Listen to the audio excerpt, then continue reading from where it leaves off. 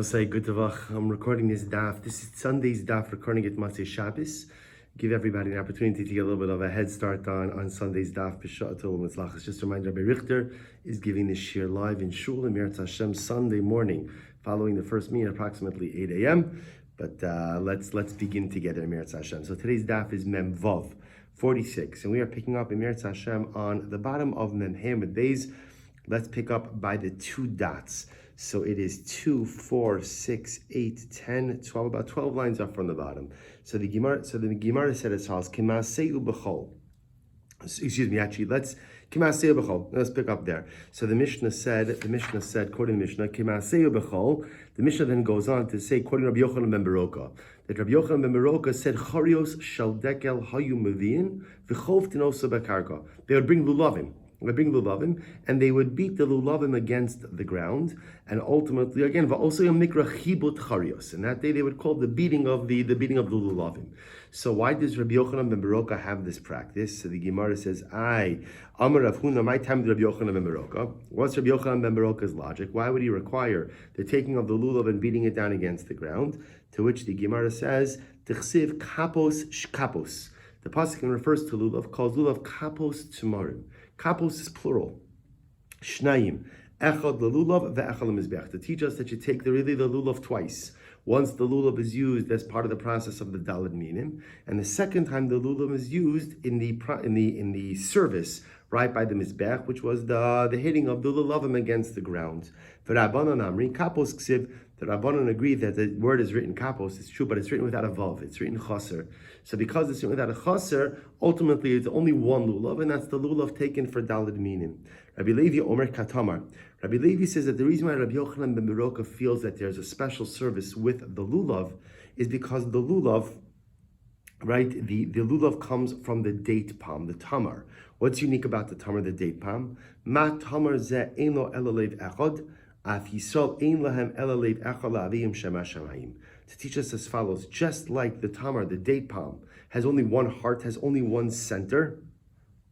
Rashi says over here, Kitamar, time with Rabbi Yochanan and Beroka, lav mikra nafik, ela svara, simin yafe likilus and shayisrael. So according to this approach, Rabbi Yochanan and Beroka does not derive this practice from a pasuk, but really, again, it's the metaphorical meaning or the imagery of what the lulav, the date palm, represents. So Rabbi Yochanan ben Beroka holds like this. He says the lulav has only one heart, meaning one center.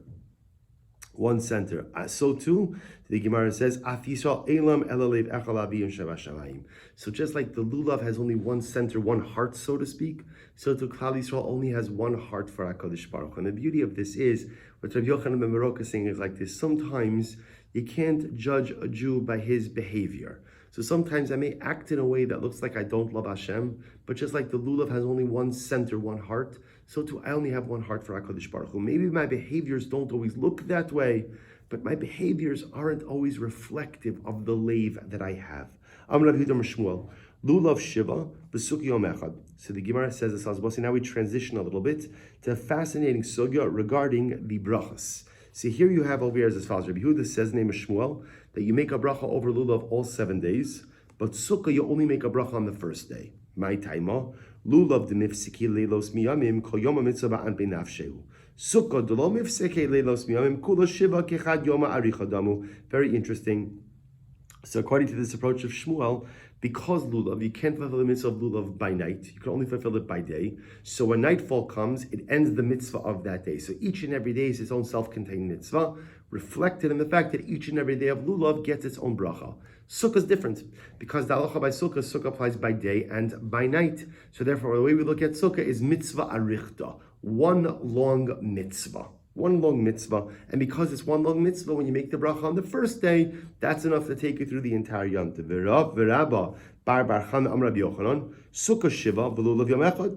Rabba bar Chan says Rabbi Yochanan just the opposite. Sukkah you make a bracha every day, 7 brachas, and lulav only one day. My taima, what's the reason? Sukkah da'araisa shiva lulav d'Rabbanan sagili b'chad yoma. So he says, since Sukkah is midoraisa, you have to sit in the Sukkah midoraisa all 7 days.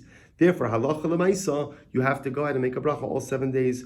Lulav dirabanan, but we'll talk about this in just a moment. But lulav, which is dirabanan, ultimately again is enough if you make a bracha on one day. Now Rashi says over here, what the Gemara really means to say is like this: that really by lulav and esrog only the first day is daraisa, right? It's true in the Beis Hamikdash they took it all 7 days, and in the absence of the Beis Hamikdash we take it 7 days zecher lemikdash.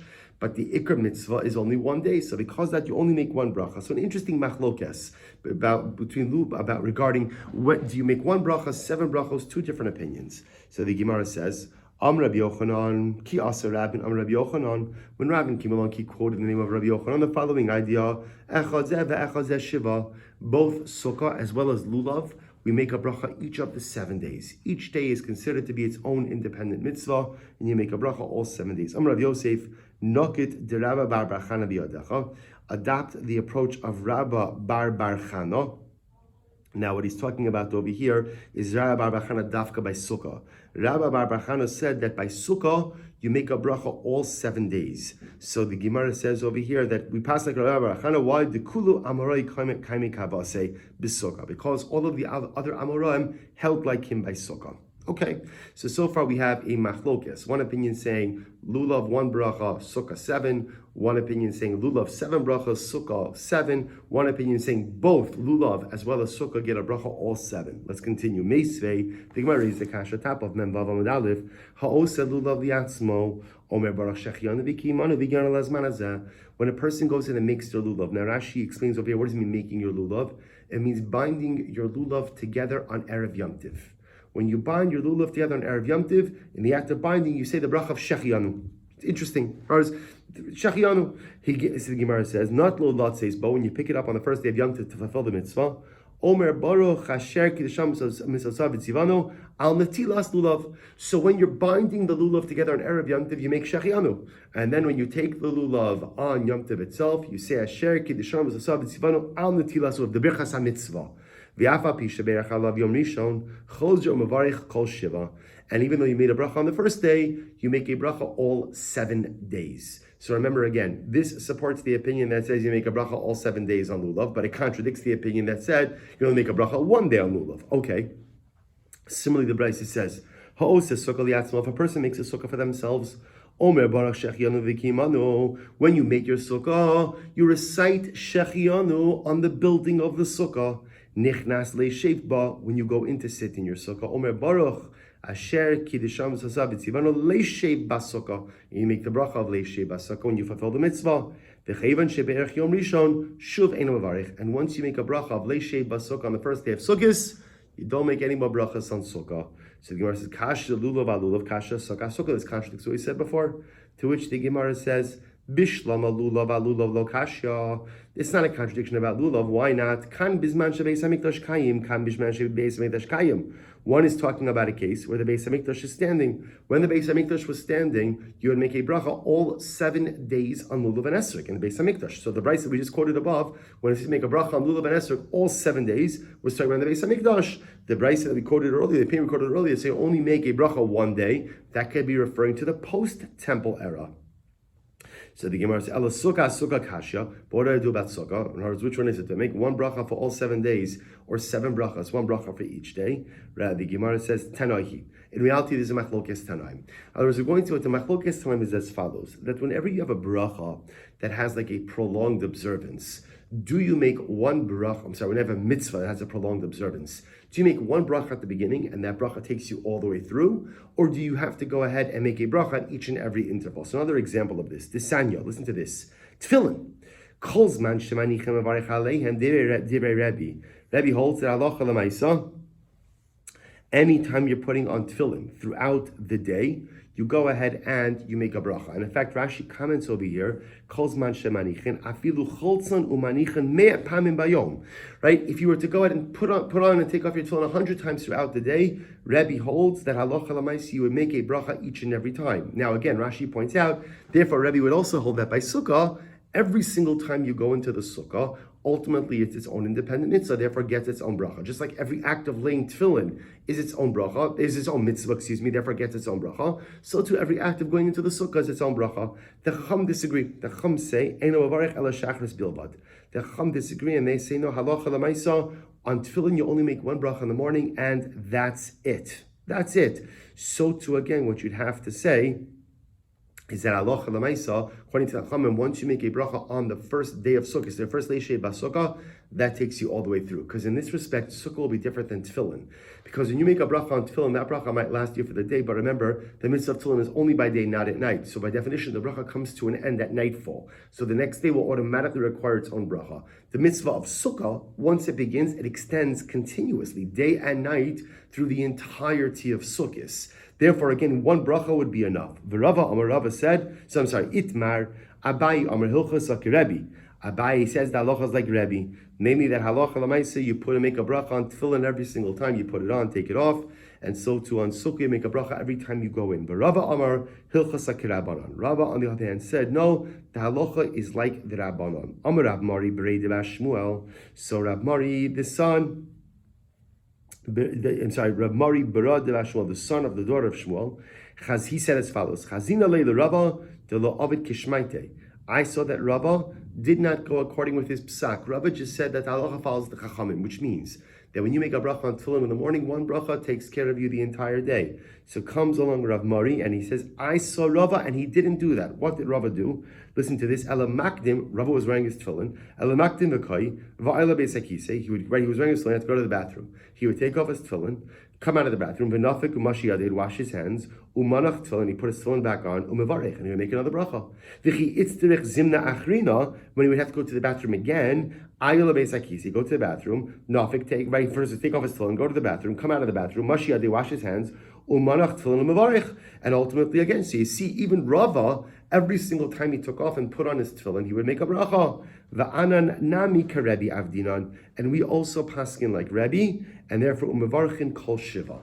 So we paskin like Rebbe on two counts. Number one, if a person does put on tefillin repeatedly throughout the day, one would make a bracha on each and every time one puts on tefillin. Now, if a person's wearing tefillin, let's say I have to go to the bathroom, so I'm going to take off my tefillin, but I have kavanah, I'm going to put my tefillin back on. When I put my tefillin back on, I do not have to make another bracha. I don't make another bracha. But let's say I daven shachris and whatever, I have a moment of his odorous, so I want to put on tefillin. You can put on tefillin whenever you want during the day. If I put it on again, I make another bracha. So too by sukkah, mevarchin kol shiva. We make a bracha each and every day of sukkah. So paskin halacha l'maisa, that not only do we make a separate bracha each and every day, but remember, if you're in your sukkah and then you leave for some significant amount of time, or you have a hesach hadas that you're not coming back into your sukkah, then you come back in, you make another leishei basukah. So essentially, we make a leishei basukah every single time there is a new performance of the mitzvah, whether that's once a day or multiple times per day.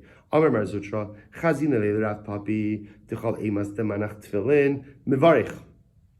I saw Rav Papi, that's Rav Papi, whenever he would put on tefillin, he would always make a bracha. Rabbanan Devei Ravashi, the Rabbanan, right in the Yeshiva Ravashi, called Emas Demeshamshi B'hum Mevarchi. It's interesting, the Rabbanan Ravashi's Yeshiva, every time they would touch their tefillin or move their tefillin, they would go ahead and make a bracha. So the Gemara says, Amrav Yudam Shmuel. So first of all, before we go on, I'll just point out over here, Rashi points out, interestingly enough, that we paskin, that we make a bracha on Sukkah all 7 days. And of course, you know, we also make a bracha on Lulav all 7 days. Asher Kiddushamas Tivanu al Natilas Lulav. Now that bracha I'll only make once a day. When I first pick up the Lulav to go ahead and be out to the mitzvah. In other words, if I have a desire to pick up the Lulav later on in the day, I could do that, but there's no bracha on that. There's no bracha on that. So Rashi just happens to point out, it's Rashi Divrei HaMaschil,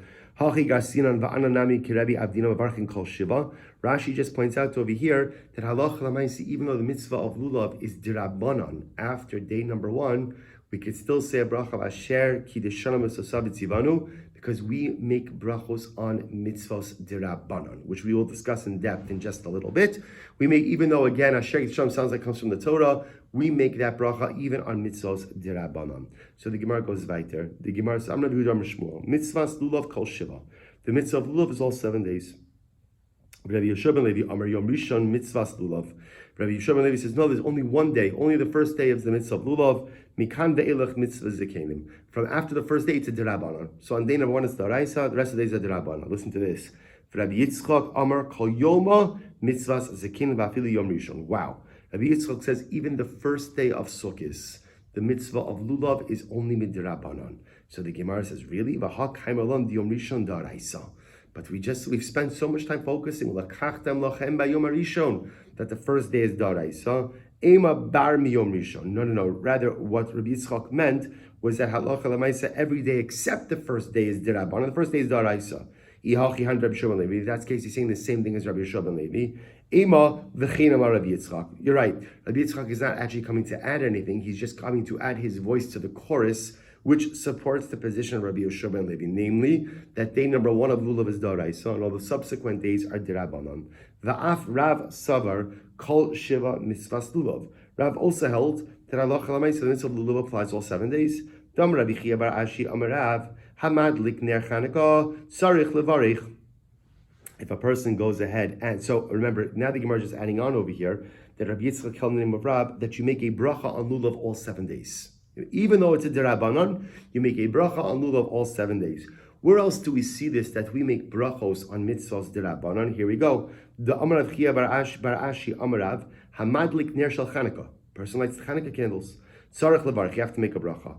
Rabbi Yirmiyah Amar Haroa Ner Shel Chanukah Tzarech levarich. If a person goes ahead and looks at the Ner Chanukah, they also have to make a bracha. My mevarich. What bracha do you make? My mevarich. So Amar Rabbi Yehuda Yom Rishon Hamadlik mevarich Shalosh. On the first night of Chanukah, if you're lighting your own menorah, you make 3 brachos, which we'll discuss. If you're just being yotzei through seeing someone else's menorah, you only make 2 brachos. Mikan ve'elech, after the first night, madlik mevarech shtayim, if you're, first wide line, if you're lighting your own menorah, you make 2 brachos. Vera mevarech achos. And one who fulfills the mitzvah by looking at someone else's menorah only makes 1 bracha. Umay mevarich. What's the bracha? Baruch asher kiddushan v'sasav v'tzivana lahadlik ner shel Chanukah. So just first of all, to go over this halacha. We know this. First night of Chanukah, if you're lighting your own menorah, 3 brachas. Lahadlik ner shel Chanukah, sha'asanisim, and shechianu.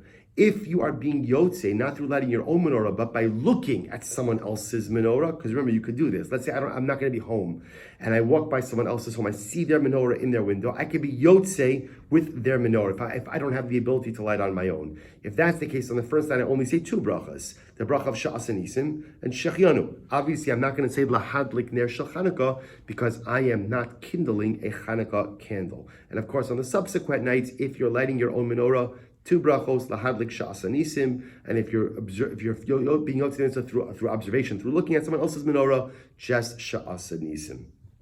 So the Gemara says, by the way, the heichon tzivanu. How can you say asher kiddushan v'sasav tzivanu on menorah? It's not a daraisa. Kadosh Baruch Hu didn't command us to kindle the menorah. So how could I say asher kiddushan v'sasav tzivanu? How can you say that? To which the Gemara says, heichon tzivanu milos sasar. Kadosh Baruch Hu tells us, do not veer, do not deviate from what the rabbis tell you, right? If the rabbis, if the Chazal tell us to do something, HaKadosh Baruch Hu commands us to listen to Chazal. And therefore we can say, Asher Kiddushan V'sasav V'tzivanu, which is interesting because according to this logic, it almost sounds like every Rabbanon, every rabbinic law has a quasi-element of a Daraisa associated with it. Makes sense. Pretty incredible. So the Gemara says, Rav Nachman bar Yitzchak Amar Shal Avicha V'yagetra. He quotes it from the Pasuk.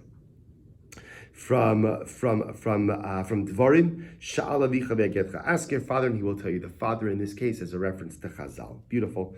Rav Nachman bar Yitzchak Masni Lebehedja Amarav Kol Shiva Mitzvahs Lulav. So Rav Nachman wrote this explicitly in the name of Rav. We make a bracha on Lulav all 7 days. So we know this halacha. We make a bracha on Lulav all 7 days, even though again the first day is Doraisa, rest of the days are Derabanan. We make a bracha on Lulav each and every time we fulfill the mitzvah, whether that's 1 time per day or any number of times per day. Tarabanan. Ha'osis sukkah li'atzmo omer baruch shechianu. So this is actually very beautiful. Bryce says a person makes a sukkah for themselves. You can actually make the bracha of shechianu while you're making the sukkah. Nichnas leisheba, when you go in to fulfill the mitzvah. Omer baruch asher kiddushanu mitzvah b'sanu leisheba sukkah. So when you go into the sukkah, you make the bracha of leisheba sukkah. Haisas suyava omer das. What happens if your sukkah was already built? It was already built. Im yochol lechadish badavar. So if you could add something new to the walls, to the schach, mevarich, then you can make a shechianu on it before Yom Tiv. Im lav, but if you're not adding anything new, the structure was already there, then you can't make a shechianu on the creation of the sukkah because the sukkah was already created. What can you do? Then when you go into the sukkah the first time, you can make the bracha of leishei basukah and shechianu. Amar Rav Ashi, Chazina le Rav Kahana, the Kamar Lukula ki akasa de Kiddusha. This is very beautiful. Rav Ashi said, I saw Rav Kahana, he organized all of these brachas on Kiddush. What Rav Kahana did was, he did not make the shechianu on sukkah when building his sukkah. Rather, he made the shechianu on sukkah as part of Kiddush. Now, the truth is, the advantage of doing that is, if you delay the shechianu till Kiddush, that shechianu devolves upon two things. It devolves upon the sukkah, and it devolves upon the Yom Tiv. So you get more punch, right, for your shechianu, right? Your shechianu packs a greater punch and this, of course, is how we practice today. We don't make the shechianu when creating or when constructing the sukkah. Rather, we leave the shechianu to Kiddush, and ultimately, again, recite shechianu and alei shev basukah as part of Kiddush, and that shechianu goes both on the sukkah as well as the Yom Tiv. Incredible. Amar Rav Ashi, Gemara says, this is a beautiful Gemara. Let's say a person has a lot of mitzvahs in front of him. A lot of mitzvahs. So the Gemara says, for example, Rashi says over here, let's say it's Cholamayit Sukkis. So you can have the following situation. You have to put on tefillin, or let's say again, right here, you have to put on tefillin, you have to put on tzitzis, you have to take a lulav, and you have to sit in the sukkah. So the Gemara, so you have all these mitzvahs. Omer, Baruch Asher Kiddushamu Sosav Tzivanu Al HaMitzvos. Fascinating. So let's say again, it's Chalamayit, assuming a person wears tefillin on Chalamayit. I have tefillin, sukkah, tzitzis, lulav.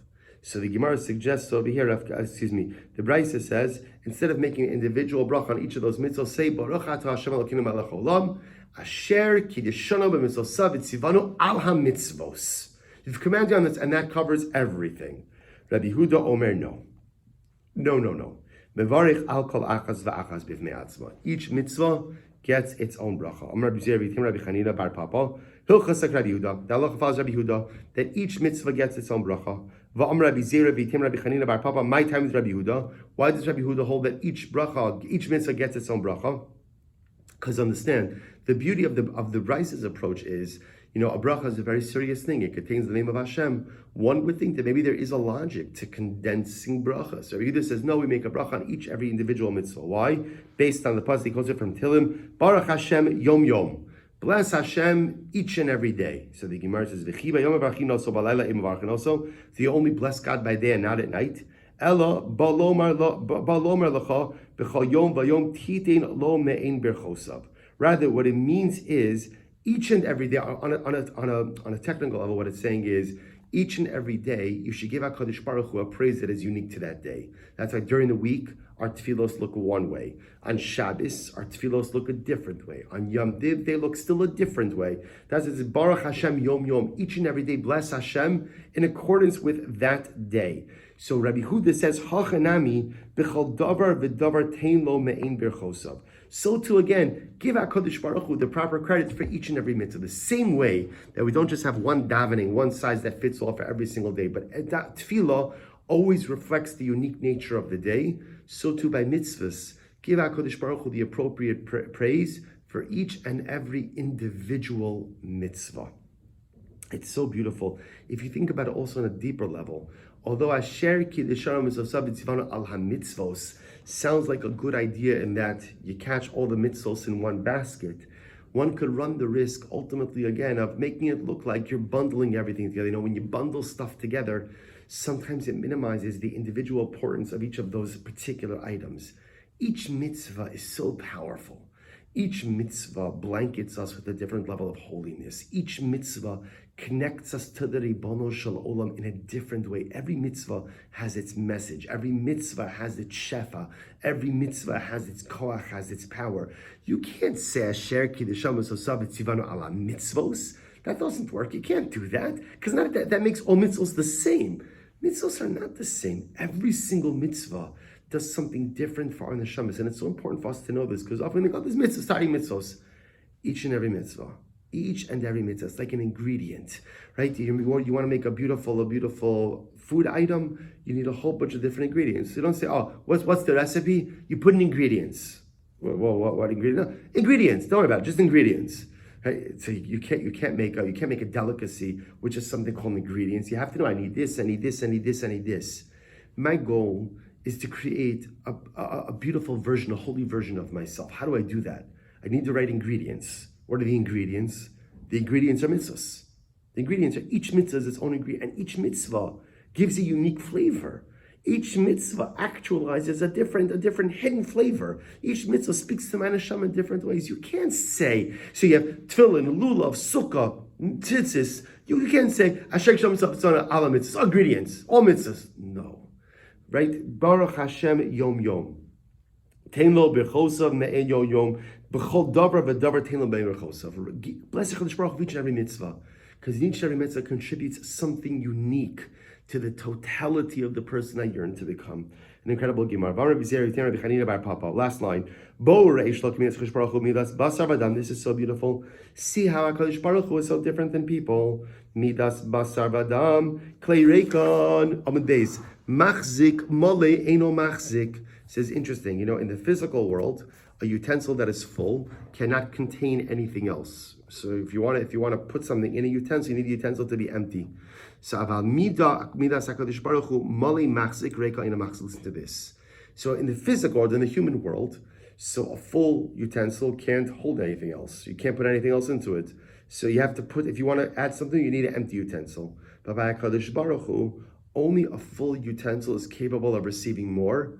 An empty utensil is not capable of receiving anything. What does this mean? Shenamar, listen to how beautiful this is. V'haya im shamoa tishma. The Gemara over here quotes the pasuk. V'haya im shamoa tishma v'kol Hashem elokecha. Now, if you listen to the word sounds strange.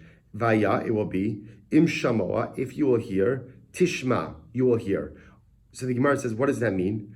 Im shamoa, if you're willing to listen, if you've listened, tishma, you will hear more. Ve'im lav, but if you don't want to listen, lo tishma, you won't hear more. What does this mean? Take a look at Rashi. This is so beautiful. Im shamoa tishma, Rashi says, im hurgalta lishmoa as tishma, tuchal lilmod ulahosif. If you've habituated or accustomed yourself to listening, to understanding, to taking in messages, to taking in mitzvahs, to taking in meaning, to taking in musar, if you've accustomed yourself to listen, im shamoa, tishma, then you'll learn more. But if not, Rashi says, "Vim lav shelo hitisa azna ozen bialduscha l'shmo." And Rashi says, if you didn't habituate yourself in your youth to listen, lo tishma liachar zman lo yaspiku biadecha. You're not going to listen in the future. What does this mean? What the Gemara is saying is something so beautiful, that a person has to make themselves into a shomea. And what does it mean to be a listener? To be a listener, when do you listen? Let's be honest. When do you listen to someone else? When you actually feel that they have something to teach you, right? If a person thinks, I know everything, there's nothing else I need to know, I'm not going to listen. I don't need to hear what you have to say because I know it. And whatever you have to say is going to be wrong. Either I know it already, or if I don't know it, it's probably wrong. In life, you have to be a listener. You have to be a mekabel. You have to be someone who's willing to learn, who's willing to receive, which ultimately is predicated in an identity of change. You see, if a person is willing to change in all different ways, I just want to be better, I just want to be different, I just always want to grow. A person has a growth mentality, a change mentality. I'm always listening. I'm always receptive. Such a person, im shamoa, because you've been listening, tishma, you'll go ahead and you'll be able to hear. But if a person is not a shema, a person is not a listener, a person is not a mekabel, a person is not interested in change, a person is complacent where they are, it means you haven't been listening. And if you haven't been listening until now, you're not going to be listening in the future as well. Now, of course, a person could always change, but human nature is such that we form habits, and more often than not, it's very difficult to break those habits. Such an incredible yesod. So what it means is, by HaKadosh Baruch Hu, if your kli is full, right? Your kli is full, your utensil, meaning you've been listening throughout life. You've been ingesting the messages, the meaning, the musar. Then you will continue to ingest because you have a growth change mentality. But if your utensil is empty because you don't have a growth change mentality, you haven't been listening, then unfortunately, the utensil may continue to remain empty until you decide to change your mentality, to change your mindset. It's so incredible. Davar achar, im shama biyashan, tishma b'chadash. Another possibility is, this is very interesting, if you hear the old, which means, Rashi says, if you review your learning, you'll be able to learn more in the future, which is pretty incredible on a basic level. What the Gemara is saying here is, if you chazer what you've learned, you'll be able to retain it. If you retain it, that'll better prepare you for what you learn in the future. It's a beautiful idea. So the Gemara goes weiter. But if you turn your heart away, Rashi says that ultimately, again, if you give up on reviewing, right? If you give up and you say, what I learned, but I'm not even going to try to retain it, then unfortunately, again, it's much more difficult to learn things going forward. Now, a person can always learn things going forward. What it's saying is, if I learn and I chazer and I review, then I retain. And when I retain, we see this in Daf Yomi, there are concepts that come up all of the time. Sometimes we learn something like, I'm pretty sure I heard that somewhere. I don't know where I heard it. Maybe I heard it like 2 days ago. Maybe I heard it 2 years ago.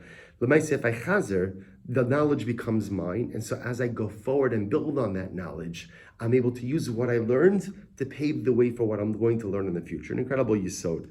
So miyatinoko. So we'll say, so remember again, the Mishnah said that they had an interesting custom. The Mishnah says, they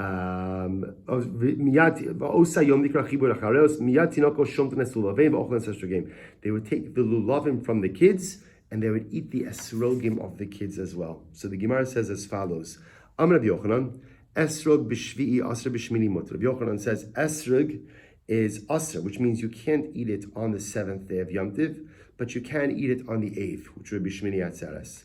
Succah, afilu b'shmini asura. Succah, you can't get benefit from the sukkah, or so you couldn't use the decorations or the wood or the schach for anything, even on the 8th day. Not only on the 7th, on the 8th day as well.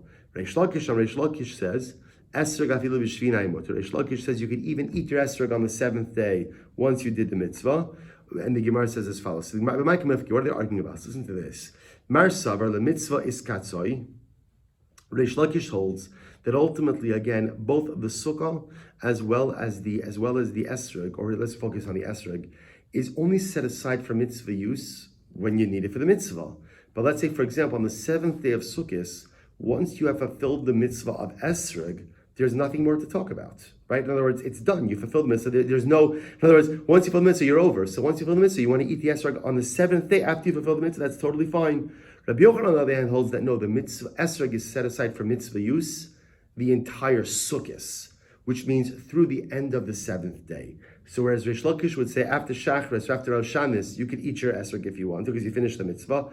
Rabbi Yochanan would say it's set aside for mitzvah the entire day of Yom Tov. So you would not be able to eat it until Shmini Atzeres. So the Gemara says, Eis Reish Lakish Rabbi Yochanan. Reish Lakish raised a kasha to Rabbi Yochanan. Miyat tinoko shom nesol vein v'ochlen es esrogehen.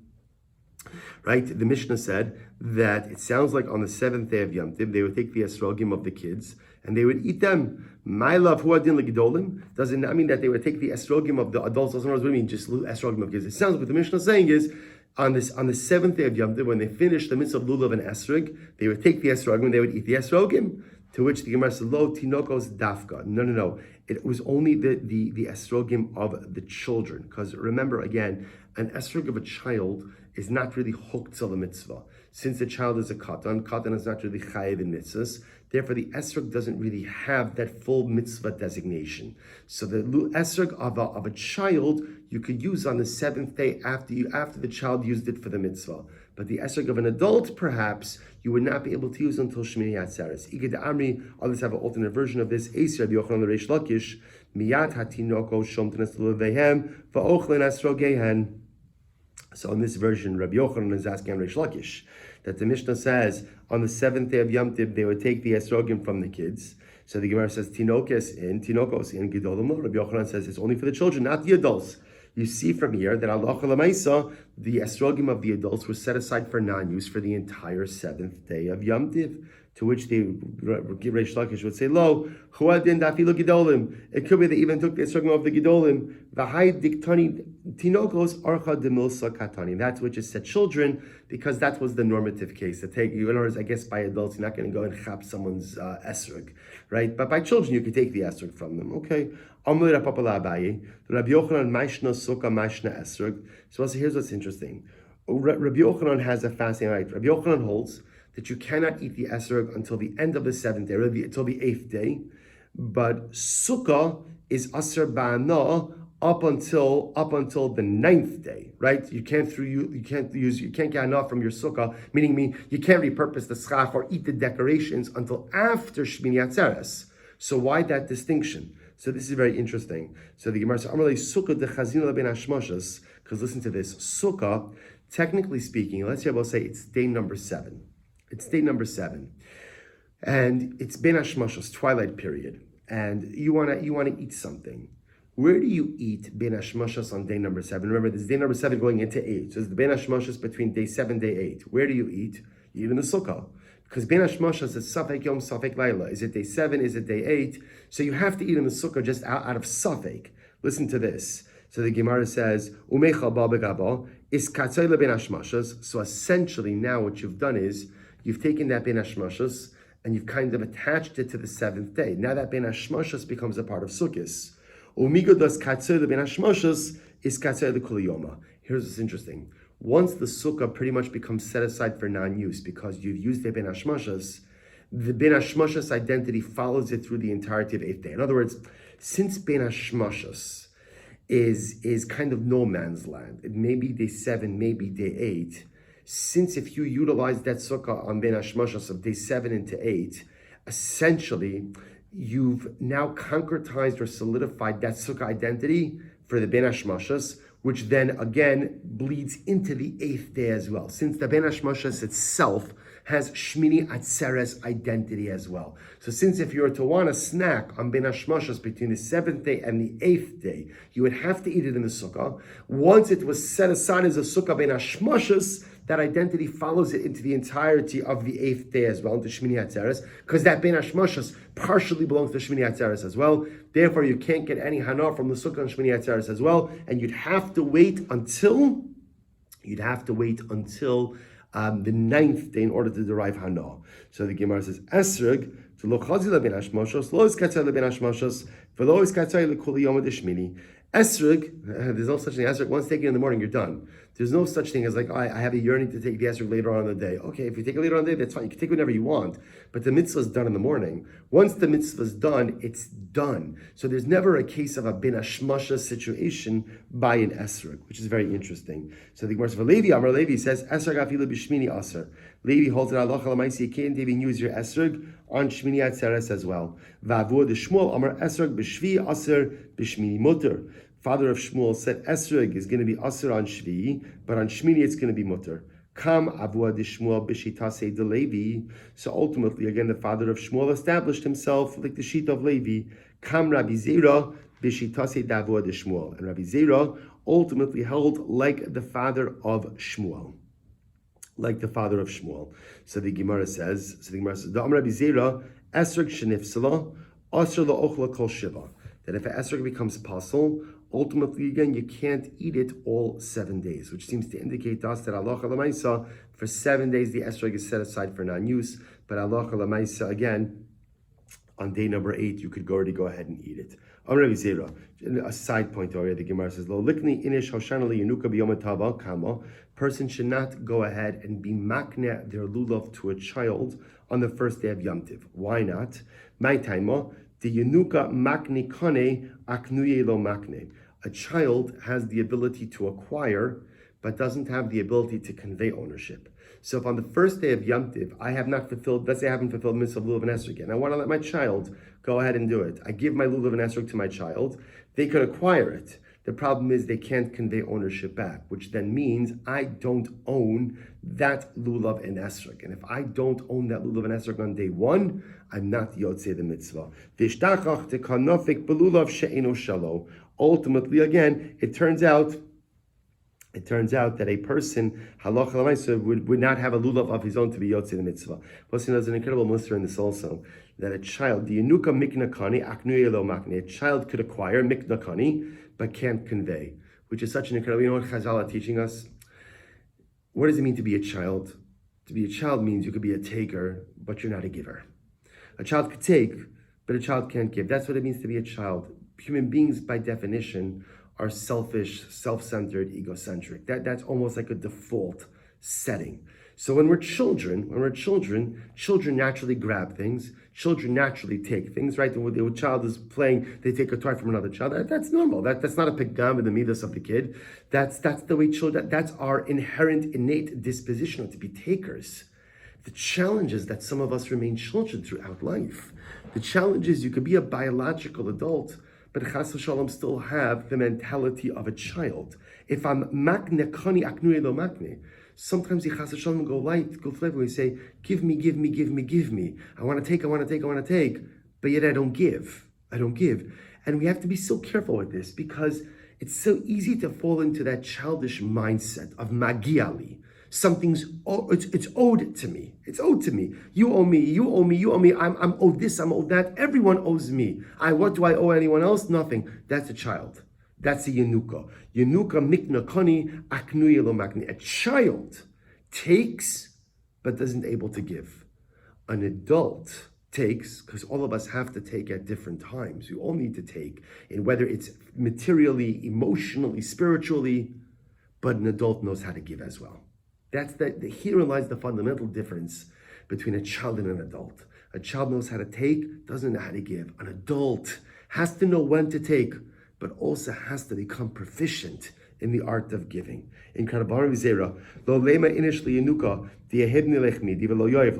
A person should not say to his child, this is actually an interesting insight, you shouldn't promise your kids something and then not deliver, which is something that probably most parents often do, right? Don't promise something to your kid.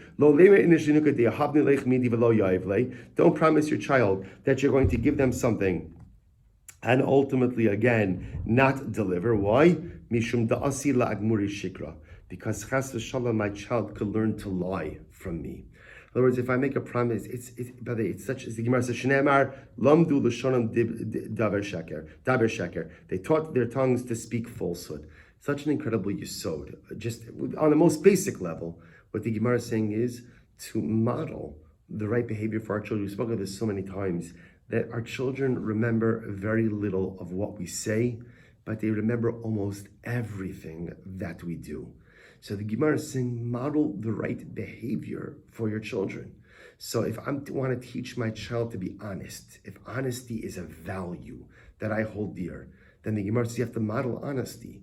Even in the most basic thing, that if you promise something to your child, make sure to deliver. Because if you promise something and you don't come through, the child's, my father's a liar.